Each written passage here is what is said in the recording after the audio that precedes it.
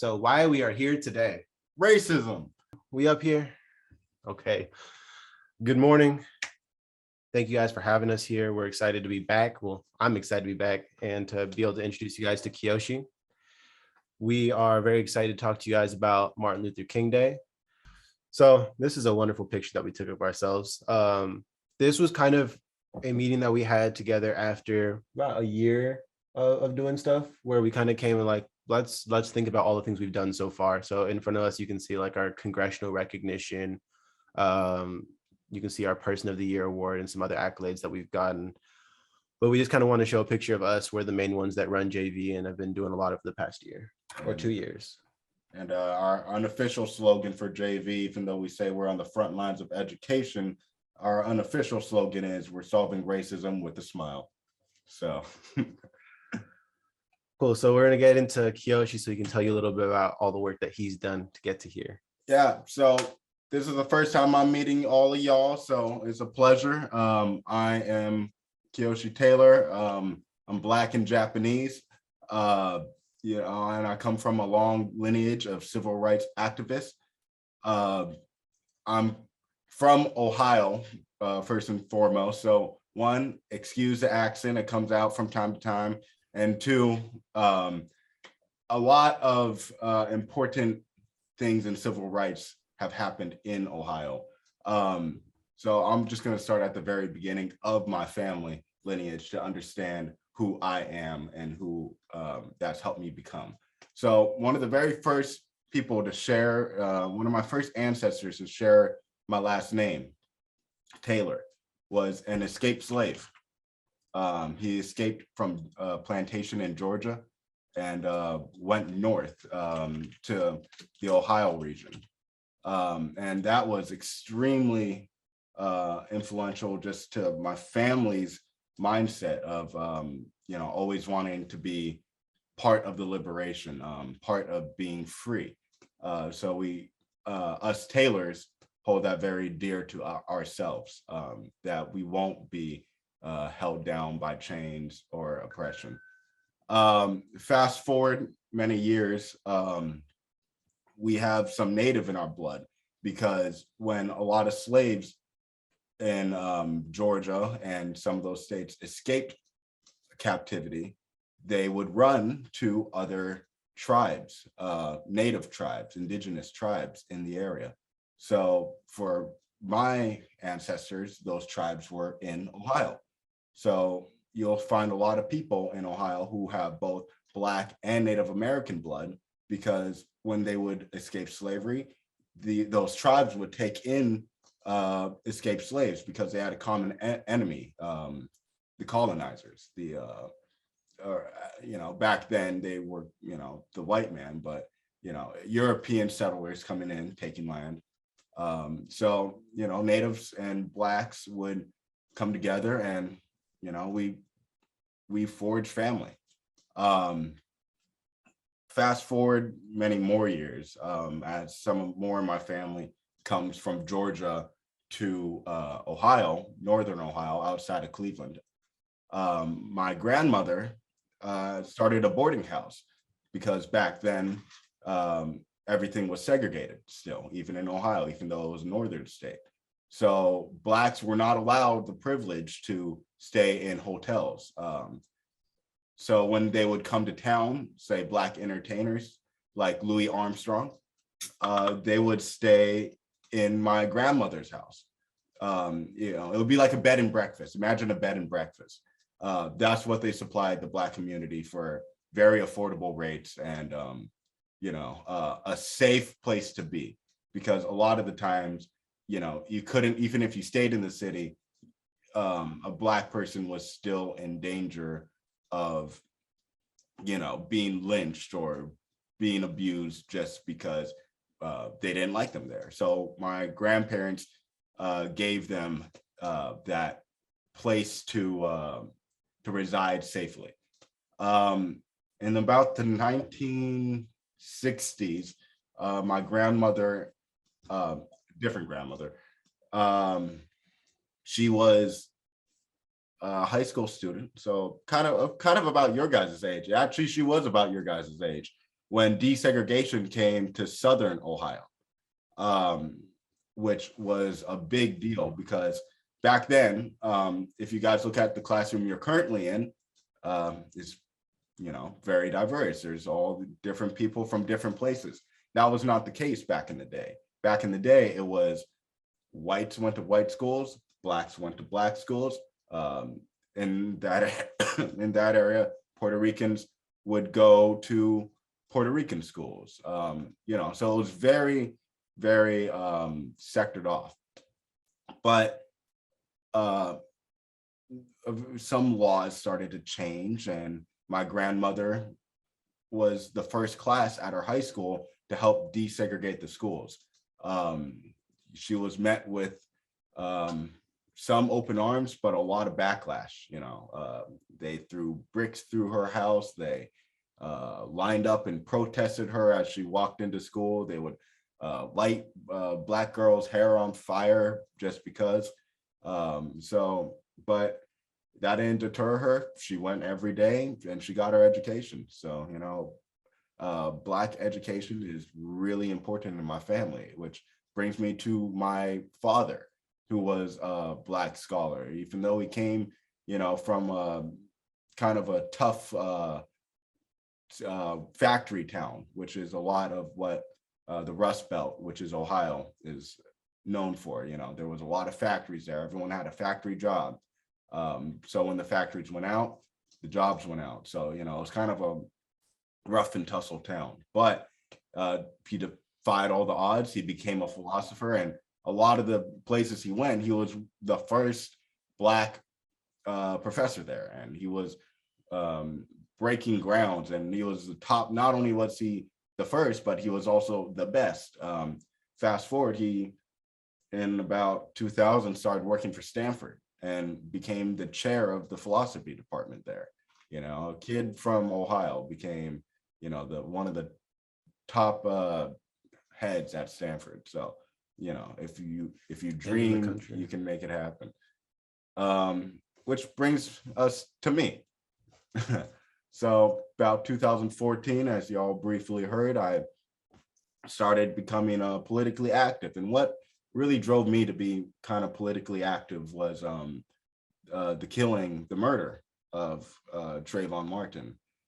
For those who don't know, he was what was he, 14, 15-year-old? Yep. Walking around standing for Florida when a man started following him, and they got into a confrontation, and because he didn't like being followed, and they killed him.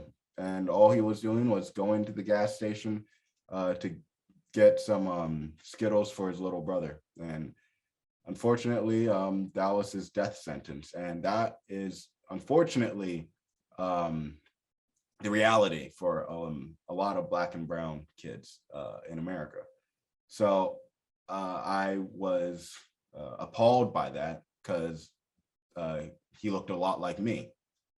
That could have been me, and I've had experiences that he did. So I decided, after, you know, knowing my family's history, that it's my turn to pick up the mantle. It's my turn to keep fighting the fight for equality and justice for all. I mean, it says that right there in our Pledge of Allegiance, you know. So in 2015, I started YAJ, Youth Alliance for Justice. We did multiple successful marches until 2020. They were the biggest marches my school had ever had. We led the marches in the name of Trayvon Martin, Tamir Rice, Eric Gardner. And we put out a lot of literature educating the public on these issues. And, you know, because of that, I got, you know, some awards like Nelson Mandela Scholarship and a few civic awards. But, you know, the important thing was that we got our message out there, and that Yaj kept going and planted the seed to what became JV and what we're presenting in front of you today. So that's the Spark Notes version of me. So I'll pass it over to my annoyance. All right, my partner, Keenan. You'll notice we hide little jabs in there at each other throughout most of our presentations.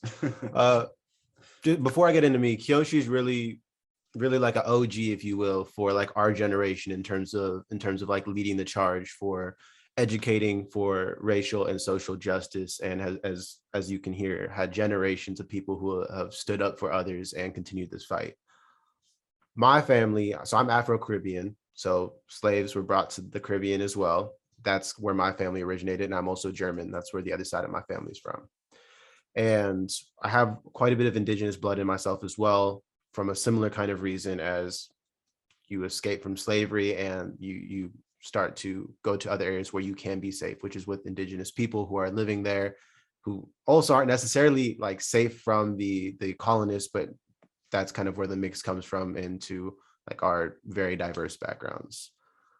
In terms of freedom fighters from my family, I actually don't know a huge amount of the very long past, which is a thing that happens for a lot of Black people, because there's no documentation of like names and stuff when you're brought over. A lot of people's last names actually come from the people who owned them.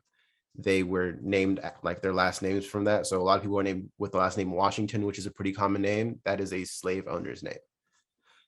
And so my family, this generation, and over the past two and a half years, has been doing a lot in terms of stepping up. So my younger brother has been leading a lot of the conversations in the Ivy League.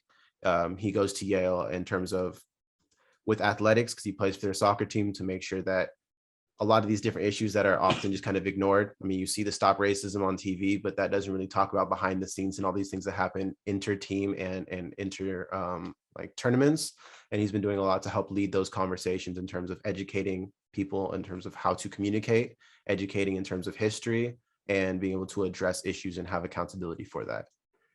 My mother, over the past few years, has been doing a lot with, she's a doctor in San Jose City College, has been doing a lot in terms of sitting on panels to have conversations about healthcare and lack of opportunity for Black people to have proper healthcare.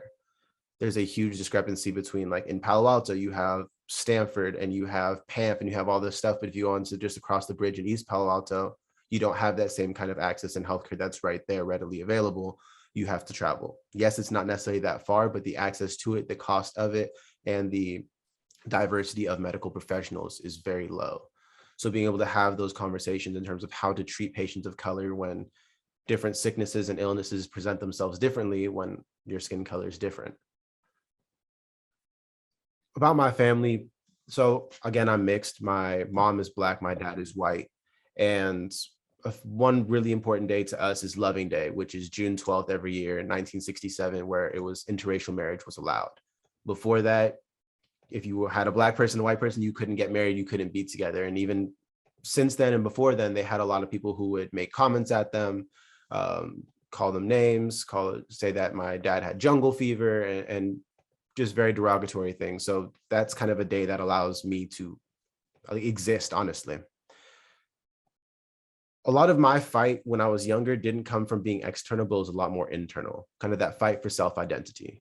Being in an area where there's not that much diversity, like Los Altos, Palo Alto, Mountain View, where yes, there's some, but in terms of having Black people in my classes, Kiyoshi was a grade above me. So I actually didn't have Kiyoshi in my classes. We just kind of knew each other from seeing each other around campus and being like, this is the other one of the other Black kids. You'd always copy my style, though. It's very sweet. I had the braids first, he copied it, and then I went to Afro and he copied. He's like my little brother, but he's older than me. That's why when you sit on the camera, you're lower. Either way, I'm gonna just leave it at that. That's not the order of operations. They should be learning PEMDAS. Well, there was a lot of like fight to understand who I was in terms of my self-identity, because I am Jewish and I am Black. A lot of people are like, well, you can't be both. That doesn't make sense. Like how can you be these two very contrasting things, even though it's just all different parts of my identity and my history? So that kind of kept me to myself in terms of trying to figure out who I was and understand where was my place to have that fight.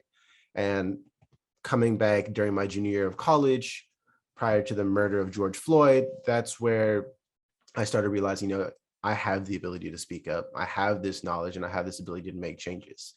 So we didn't partner with each other until after our first marches. Kiyoshi led, the reason he said that the biggest march that Yaj had, YAJ, was in 2020 was because Kiyoshi broke the record for the one in Mountain View by having about 6,000 people at his march there. The day following that, I had the biggest march Los Altos has ever had with about the same 5, 6, 7,000 people. And we just like, hey, we need to keep this going. We need to keep this momentum and find a way to not just march, but continue to have that education that Kiyoshi's been doing so well for years and years, and bring that forward. So let's get a little bit into kind of the transition from Yaj to the original Justice Vanguard to where we are now. Yeah, so like we previously mentioned, Yaj what stood for Youth Alliance for Justice. It was a collection of high schoolers at Los Altos High, and sorry, and we all had the common goal of we wanted to educate the public further on topics that weren't being talked about. So it wasn't just based off of racial discrimination. Some of it was religious persecution. Some of it was LGBTQ rights. It was, the right to express ourselves, how we see fit. So it was, a lot of it was just bringing the conversation to the table. And that really helped plant the seed to what became a Justice Vanguard, because when the two of us decided to get together and really talk about like what we wanted to do and how we should go forward. That meeting wasn't just the two of us. We got together with my former high school history teacher, who brought everyone who was a part of Yaj, basically. And so we had like 20 people from Yaj there. And it was one heck of a meeting. I'll just put it at that. Yeah.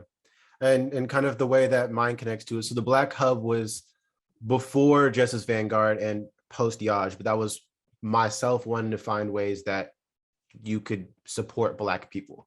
Not like there's many different ways to help make progress, but one of them is like I wanted to get a new pair of glasses, and I was tired of just looking and seeing like the Calvin Klein, Gucci, and all these different options that they have at the store. I wanted to be able to be like, I'm supporting a Black creator, I'm supporting a Black business, but there wasn't really a place for that. So I created this website called theblackhub.org, which pretty much you want to read Black books, watch Black movies, find Black restaurants or Black stores. That's where you do it. And the glasses I'm rocking right now are from one of those Black brands that I found called Bowden. And I've been rocking their glasses for the past 2 years, but I didn't have the access before. So mine was more of like finding access to things that are often hidden, to be able to support people that often aren't supported. And kind of the combination of that with Kiyoshi from Yaj is how the original Justice Vanguard started 2 years ago. And that was it blew up as a group, and we had from like 3 people to about 100 people, depending on the week, that were all contributing to doing research for education, hosting events, organizing the community, doing data on our community. So, looking at policing data, arrest data, suspension data, just discipline data at our local schools, and seeing what the trends of it were. During this era, we had a different logo, as you can see. We called that guy Zurich from Toy Story, because it was a very different era in 2020. It was a much more, dare I say, confrontational era. I have one of those masks that I had to rock at some of the protests because we got tear gas and we were shot with pepper bullets. And so, yeah, it was very different then. You guys, I was a quick ducker. But but then as time moved on and the protests died down, it was time for us to also rebrand ourselves, and because we weren't going to be taken to the streets every day and every week. So what we did was we wanted to kind of transition into a more education driven organization, which is why we have the new JV logo. And if you look at the top of the J, that is the Sankofa bird, which in African culture is tied to education as well as art, which are 2 major things we support. That's also where we came up with the line of on the front lines of education, because our goal with everything we do is to bring that education aspect. So with that, let's go ahead and start getting into to why we are here today. Racism. Just wanted to pause there for a second. That is why we are here today. It's pretty straightforward. So I'll let Kiyoshi kind of start taking you guys through the beginnings of MLK and run through some of that. All right. Well, I saw what you guys put in the chat for what you guys knew briefly about MLK, his background, his life. So we're just going to start at the beginning and kind of take it from there. We're going to start with him a bit, then we're going to go even further back to what led to MLK becoming MLK and the issues that precede him and continue today. So born in January 15th, so tomorrow will be his birthday. Happy birthday, MLK. In Atlanta, Georgia, he was a son of a Baptist minister, Ebenezer Baptist Church, Southern Baptist Church out in Georgia. He wasn't just a son, it was a lineage, actually. He was the grandson of a Baptist minister as well. He originally didn't know if he wanted himself to become a reverend, a minister, but because he came from a long line of it. He was from a well-to-do middle-class family. That is his house right there in Sweet Auburn, otherwise known as Black Wall Street in that area, because a lot of prevalent Black people lived in that area. A lot of historical names you hear throughout history, a lot of them actually lived in this area. And a lot of these houses are still there today. So if you guys ever go to Georgia and you want to, see some historical places, they still have a lot of the buildings from Black Wall Street. And they're there to be observed. Some of them you can even walk through. I went through a couple of them when I visited Georgia. In 1944 to 48, he went to Morehouse College, which is a prestigious Black college. It still exists today. I actually almost went there, but their baseball team sucked, so I did not. But it was then he kind of found his calling. At first, he was hesitant to go into the ministry, but he got his doctorate in theology. And that's where it kind of began for him. He had, he started preaching, he started talking to the masses. And when you come from a lineage that he does, it really, it came naturally to him, you could easily say. And in 1953, he married the beautiful Coretta King, and they had 4 children, some of which still precede them today. So let's take you guys through a little bit of pre-MLK to understand why he was fighting for these issues. We have to understand how we got to these issues and systemic problems that we had to tear down. So let's start at the very beginning with slavery. So if you guys look at that chart, right? It's like a reverse gas tank, right? Starts at 1619 all the way up to present day. So in 1619, it was the starting point of slavery. If you guys have learned about Jamestown, one of the very first colonies in America, there was a privateer ship called the White Lion that brought 20 slaves from African shores to Jamestown. They stole them off of a Portuguese ship, but either way, European settlers brought Black people to America. 1619 was the very first day. And one of the things that started taking off and what made slavery so prevalent was how much more, quote, effective it was than having indentured servants, which are often poor Europeans who, in order to get to the colonies here, would do free work to pay off. But when they found out they could just steal people and do the same thing, that's where the slave trade and everything really started to ramp up. And also because of that, with slavery, unlike the indentured servants, like say you wanted, it took $100 to no longer be an indentured servant. Once they got that, they were free. Slaves, you did not have to do that. So that's why it was so cost effective.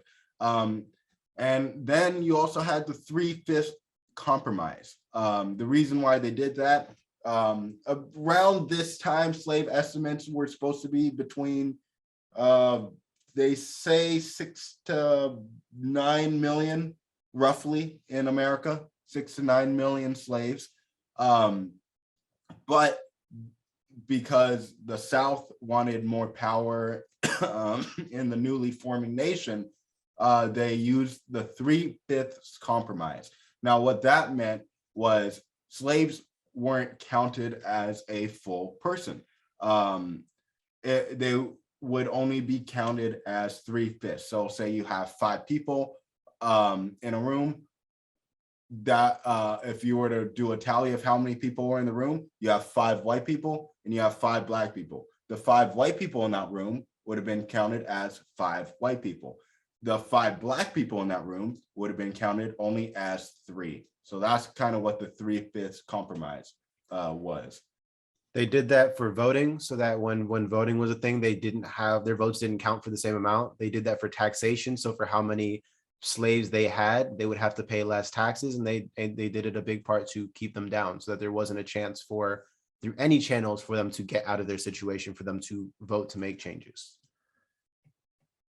And that brings us to kind of the next part of our history, which is the Civil War.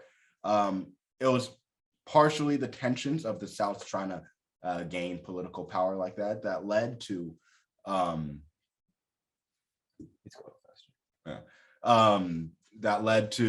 of these issues. But the Civil War, one of the big things was the captivity of Black people. So that started in 1861, after decades of simmering tension between the North and South states. The South having all the slaves, and then the North having fewer. Yeah, a lot fewer.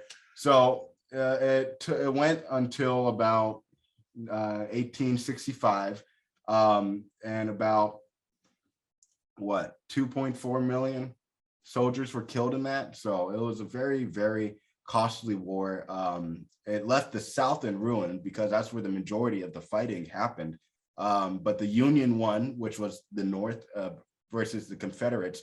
But the Civil War had a much greater lasting impact that we still see today, because you still see the Confederate flag being flown.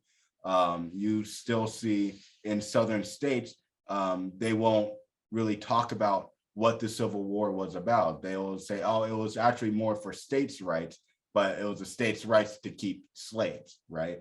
But one of the reasons why it left the South in ruin was not only did the battles scar up the land, but it also made it so that they had no economic well-being because their slaves were all emancipated, which is what the Emancipation / Juneteenth was. Did you guys, just quick show of hands out there if you guys have heard of Juneteenth? It became a federal holiday, actually, officially next year, or I mean, it's not last year. It became a federal holiday. We actually did a whole celebration in downtown Los Altos about it, but Abraham Lincoln issued the Emancipation Proclamation, and we celebrate Juneteenth, commemorating the end of slavery, because that's when the news officially reached Texas in 1865. It took 2 years for slaves in Texas to find out that they were freed. So awkward holiday, but important nonetheless. Yeah, but because of all slaves being emancipated, there was the Great Migration, or as we like to call it, the Great Scatter, because they were not migrating for better jobs. They were fleeing racial terror in the South. So the Great Migration, you'll see in a lot of maps, a lot of Blacks went north, and a lot of them went west. That's why you see pockets of African Americans in Chicago, Cleveland, Detroit, St. Louis, Oakland, Los Angeles. It was because they were fleeing racial terror with the rise of things like the Klan, and then just bigotry in general. And that kind of takes us from the 1865 to 1954, the era of segregation, which is right smack dab in the middle of where MLK comes in. Man, he giving me Rona. MLK, he was big on nonviolence. He used to say, turn the other cheek. And a lot of what he did, you saw a lot of nonviolence in his actions. So he led a nonviolent protest everywhere he went. You never raise a hand. And one of the actions he did was the Montgomery bus boycott. Now, that was huge. That was influential because in the boycott, it lasted 381 days. So Black people refused to take public transportation. The reason why he chose to do a bus boycott was you wanted to hit them where it hurt, and that would be financially. That's right there in the pocketbook. So they did a nonviolent protest because the buses back then were segregated. You've surely heard of Rosa Parks, who refused to give up her seat. And there were many others just like Rosa Parks who refused to give up their seat.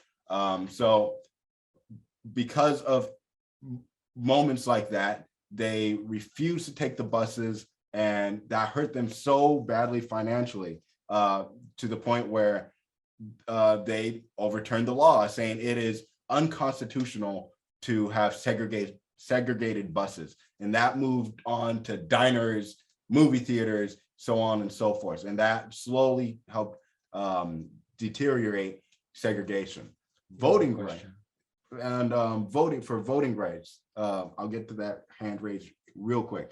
Voting rights was a big thing for MLK because in the South, it was so hard for Black people to get a vote. And if you want to change these laws, you would have to vote people in who will do so.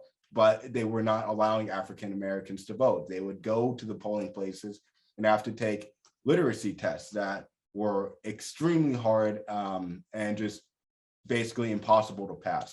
So he worked diligently to help Black people get the right to vote. He even has a famous speech about about the right to vote. And they marched from Selma to Montgomery, protesting the right to vote. Now that march happened twice, because the first time they were met with police on horseback, full of weapons, batons, tear gas, and this was being broadcast on national television. But because of MLK's persistence of non-violence, they did not fight back. So the nation watched as these white police officers came in and beat all these defenseless Black, white, Muslim, Asian people of all creeds were being beat for standing up for their right to vote. And that would later become known as Bloody Sunday. As right before his death, he was becoming a little bit more radical and increasingly concerned with economic inequality in America. So the gap between the really rich and the really poor was higher than it had ever been. So he organized the Poor People Campaign, which was really, really groundbreaking. It brought Americans, Black, white, normally who wouldn't talk, who didn't like each other, but they were both going through the same hardships. And that's what this was, that's what the Poor People's Campaign was based off of, getting the people who need the most help, the help they need. But as that was starting to happen, he was unfortunately gunned down on April 4th, 1968 by James Earl Ray. He shot him in Memphis, Tennessee on his hotel room balcony. You know, and the country for the next few days, unfortunately, turned to turmoil. There was just pandemonium in the streets, but his wife, strong as ever, continued his and her movement for civil rights. She founded the MLK Center for Nonviolent and Social Change, and she was one of the reasons why we are celebrating his day today, or well, tomorrow, Monday. I guess. But it can't be overlooked that MLK was one of many civil rights leaders who was assassinated in this era. You had Fred Hampton of the Black Panther Party. You had Malcolm X and so many others who were gunned down for trying to do better for their country. Yeah, but the formation of the holiday officially happened in 1986. So a fairly new one, and it was ironically signed by Ronald Reagan, who is a famously racist president, but that's a conversation for another day.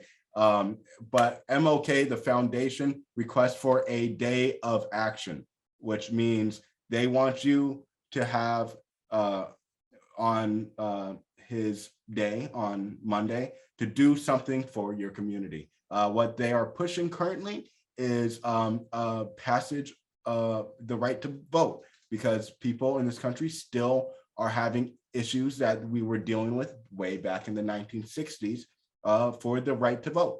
A lot of Black people, especially in southern states, still are being put through a lot of hurdles and loopholes to make it so they cannot vote with ease.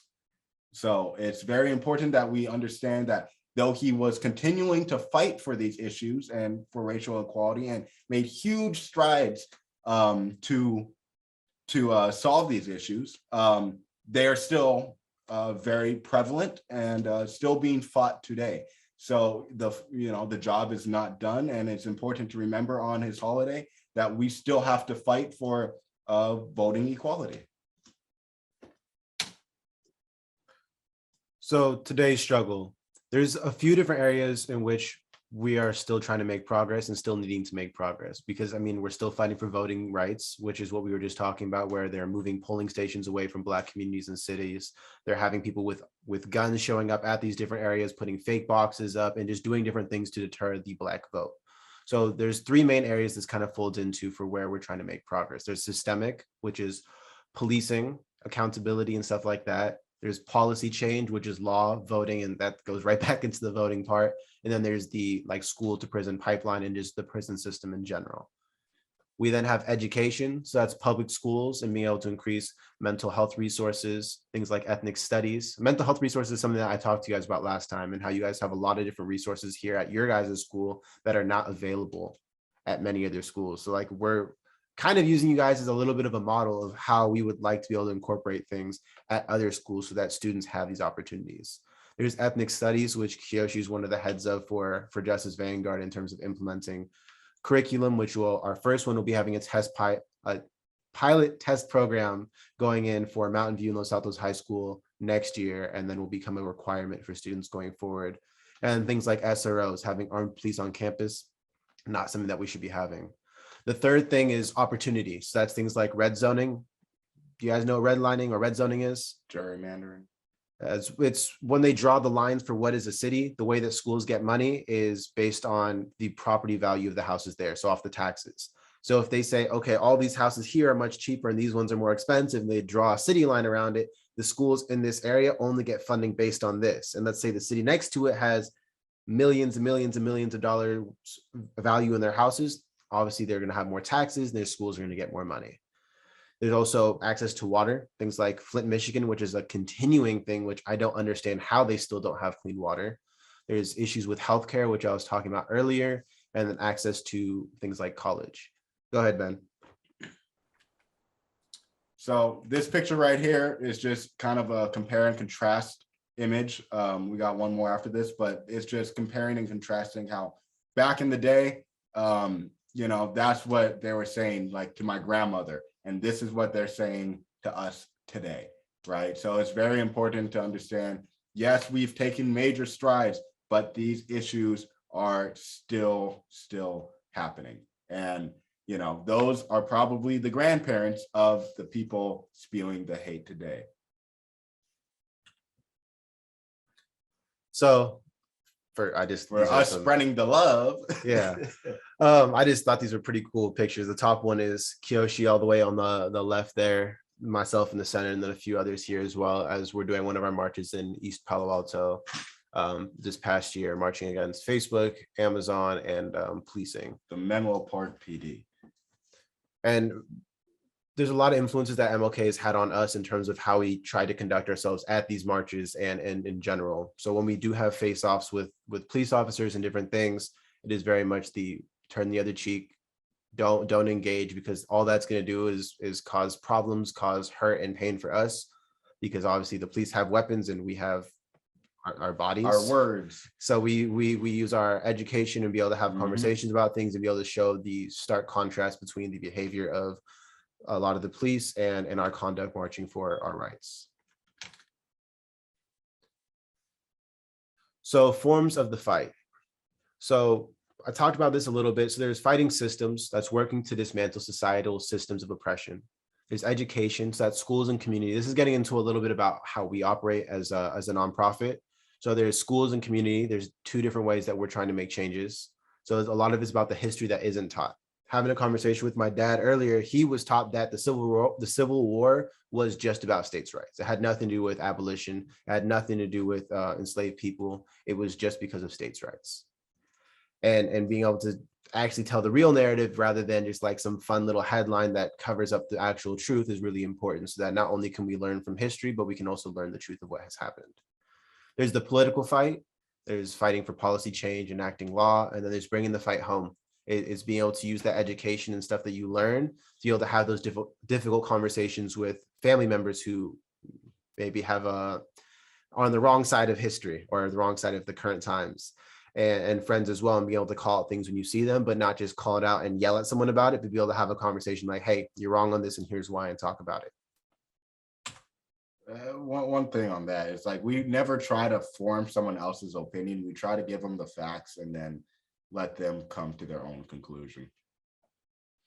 So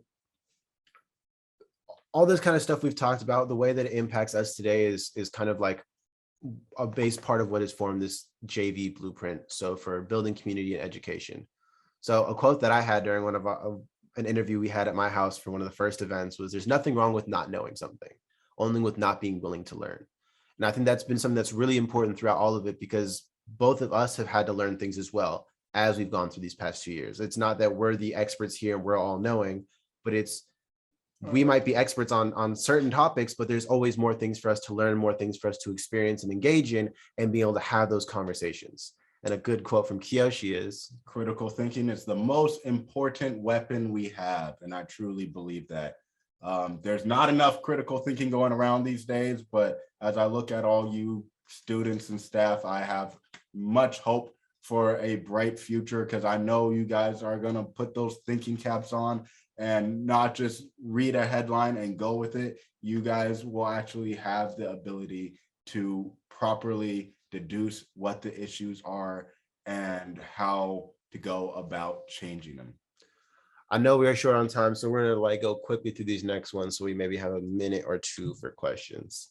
So one of the things we do is, we talked about the Black Panthers and we talked about, education, conversations and stuff like that. So these just kind of two examples. So last year, it was last year, right? Yep.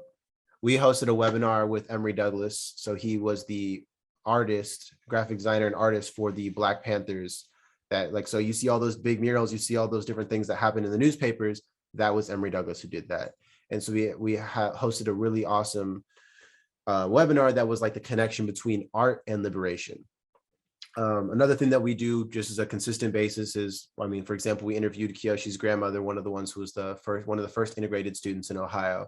But the point is, so it's conversations with your friendly neighborhood Black guys. And the premise of it is that, exactly, we like to just be able to have conversations about things. It's one thing to just like spew information and just tell someone they're wrong, and it's another thing to be able to have a conversation about it and understand someone's story. And we bring in experts to have these conversations too. So we talk about linguistics, religion, who else? Philosophy, we cover it all. So it's tons of fun. Here's some of the stuff we've done. This was our Black is Beautiful event. It was like one of my like brain babies, where I was like, how can we engage the community in something that's going to show positivity, beauty, and allow people to express themselves through art. So here's just some of the examples of these 8-foot by 4-foot boards that we had painted. They were all done in my backyard by members of the community and members of our group as well. And then this is a quick, let's see if I can pull it from our website because that's higher quality. This is just a quick video of our Juneteenth event that we did. We're sharing screen, right? Can you still see our screen? Okay, cool. This is our Juneteenth event from last year. And we're gonna be doing another one this year. So like come out. Sharing audio. Can you guys hear the audio? Good morning, happy Juneteenth.